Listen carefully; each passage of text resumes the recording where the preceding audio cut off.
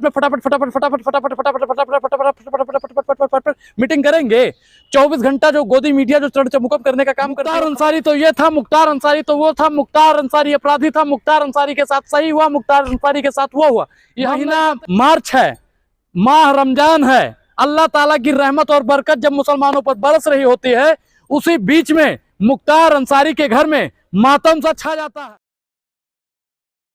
BJP के मंत्री नाम ओम प्रकाश राजभर, जिन्हें कुछ लोग पियर के चाचा भी कहते हैं, उन्होंने मुख्तार अंसारी को लेकर जो बयान दिया, जिससे भारतीय जनता पार्टी और उत्तर प्रदेश की राजनीति में भूचाल आ गया। आप समझना आपको ही होगा कि उन्होंने ऐसा क्या कह दिया जिससे राजनीति में बहुत बड़ा भूचाल आ गया। मैं आपको साहब एक एक बात बताऊंगा। विपक्ष का सब लोग तो मुख्तार अंसारी साहब के समर्थन में है ही। उसी के दौरान में बीजेपी का नेता प्यारा और दुलारा, कल तक बीजेपी को गरियाने वाला, आज बीजेपी में जाता है, फिर भी मुख्तार अंसारी के समर्थन में पियर के चाचा का ट्वीट आता है। वो कहते हैं कि गरीबों के मसीहा मतलब मुख्तार अंसारी, मुख्तार अंसारी गरीबों के मसीहा। ये बयान पियर के चाचा यानी ओम प्रकाश राजभर जी का है। ओम प्रकाश राजभर का बयान आने के बाद में भारतीय जनता पार्टी और उत्तर प्रदेश में पूरे भूचाल सा आ गया। कुछ लोग कह रहे हैं कि वो फर्जी आदमी था, कुछ लोगों का मानना है कि मुख्तार अंसारी गलत था, कुछ लोगों का मानना है कि उसके बाद में होली दिवाली रक्षाबंधन जैसा मना रहे हैं। कुछ तबके के लोग बहुत ज्यादा खुश हैं। अगर आप मुसलमान हैं तो सावधान हो जाएं। अगर आप भी बहुत ज्यादा खुश हैं तो आप भी अपनी धड़कन को रोक के इस वीडियो को देखिए। आप एकाग्रत होकर इस वीडियो को देखिए। अगर काम कर रहे हैं तो काम रोक कर इस वीडियो को देखिए, क्योंकि इस वीडियो में मैं आपको बताऊंगा कि इसके पीछे की सच्चाई क्या है, इसके पीछे का रीजन क्या है, कि किस प्रकार से शहाबुद्दीन साहब को मारा जाता है। महीना पावन था रमजान। दूसरा आता है अतीक अहमद, वो भी बहुत ही पावन महीना होता है रमजान। अतीक को मारा जाता है, अतीक के भाई को मारा जाता है, यानी अशरफ अतीक के बेटे के चाचा को मारा जाता है। फिर उसके बाद में समय का पहिया घूमता है और बारी आ जाती है मुख्तार अंसारी की। महीना मार्च है, माह रमजान है, अल्लाह ताला की रहमत और बरकत जब मुसलमानों पर बरस रही होती है, उसी बीच में मुख्तार अंसारी के घर में मातम सा छा जाता है। समझना और समझना आपके लिए बहुत जरूरी है कि जैसे ही उनके घर में मातम छाता है, पूरी मीडिया के हाउस में भूचाल आ जाता है। मुख्तार अंसारी तो ये था, मुख्तार अंसारी तो वो था, मुख्तार अंसारी अपराधी था, मुख्तार अंसारी के साथ सही हुआ, मुख्तार अंसारी के साथ वो हुआ। ये हम नहीं कहते हैं, मीडिया का बयान होता है। लेकिन आपको कोई नहीं बताएगा कि मुख्तार अंसारी का घर वाला स्वतंत्रता सेनानी था। आपको कोई नहीं बताएगा कि मुख्तार अंसारी के परिवार वालों को ब्रिगेडियर भी उनके घर के लोग थे, अंग्रेजी हुकूमत से लड़ रहे थे।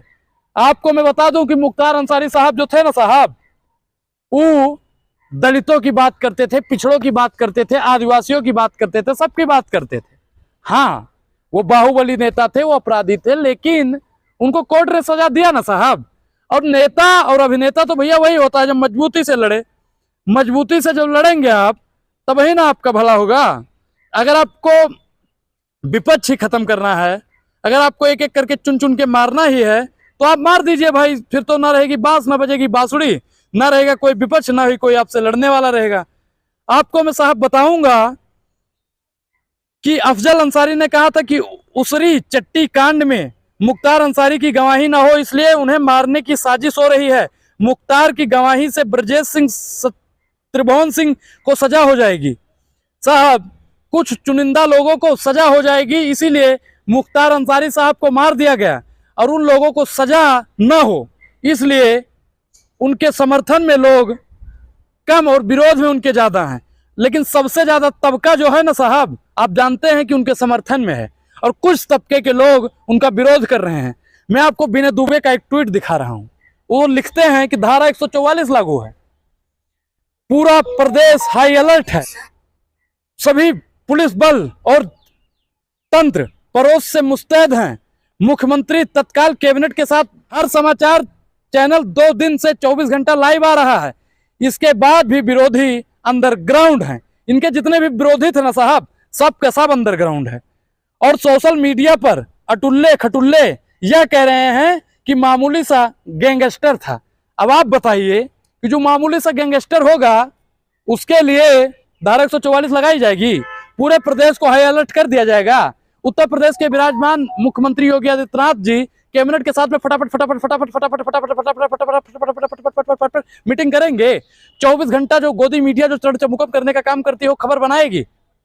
अगर वो छोटा होता तो उसको बड़ी सजा मिलती, अगर वो छोटा गैंगस्टर छोटा माफिया होता तो उसको जहर दिया जाता, मीठा जहर दिया जाता।